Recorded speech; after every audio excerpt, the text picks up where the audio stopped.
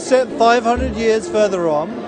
We wanted to do this because we wanted to make there would be a big separation. This is going to be a big sequel. There's lots of new stuff in there. 500 years further on, you start as, really powerless. You're just this urchin kid that lives in the streets of the slums of this city called Bowerstone. You're completely powerless. Now, I love this because I'm really telling the story of what it's going to feel like to attain power. So after a while, after you've been a kid for a while, you'll really appreciate the feeling of power that you get later on in the game. Why shouldn't we be playing games, us core gamers, be playing games with people who don't play games? So that all comes down to the control system. And what I can do is I can say to the casual gamer, look, here you go, press the blue button. Don't worry about it, something's cool's going to happen. Press the blue button, you'll swing your swords. But for the core gamer, what we've allowed them to do is power up that blue button, the sword button, in a load of ways. You can add flourishes to it, you can add combined combat to it, rhythm-based combat to it, context-sensitive combat to it. In other words, that's really deep on what you do with that one blue button.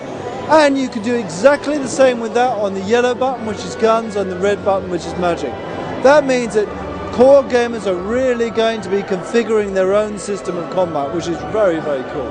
We allow you to walk into a cutscene and watch it, or most of them, a lot of them, you can just walk away. And if it's important, the person who's trying to tell you the information will chase you down. You know, why not? If it's not important, then the person will say, okay, fine, you don't want to hear about it, forget about it. In these cutscenes, during these cutscenes playing, normally I just sit back and watch. In Fable 2, you can use any of your abilities. You can use things like your expressions to alter the dialogue as the cutscene's being played. So if you think that someone's saying something funny, laugh at them. If someone's saying something sad, laugh at them anyway, see what they do. Just feeling that freedom to get involved, that word freedom again, to get involved in these cutscenes in the way you want to get involved, I think makes them more meaningful. If you want to rush through this story, you can. You can finish it in probably 12 hours, I don't know the exact time. But you're going to be poor. You're going to be a poor, famous hero.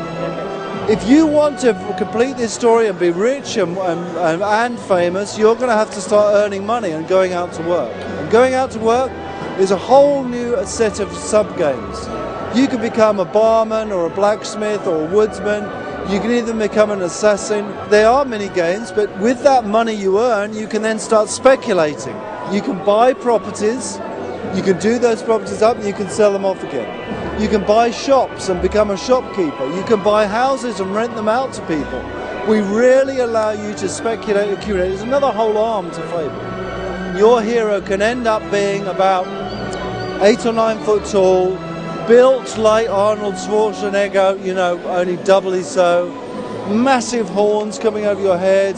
You know, there's power streaming through your veins, really looking like this cool hero. But you're going to have to work on for that. That is something that only highly skilled players will get. The morph thing really ramps up and up and up and up. And I really want people who complete this game not to have seen all the morphs that are there. When I design things, I really think, you know, what do I want the player to experience? And it's just simply with Fable 2, I want this to be one of your favourite games of all time. And it to be one of the most dramatic stories. And that really, really means something to me.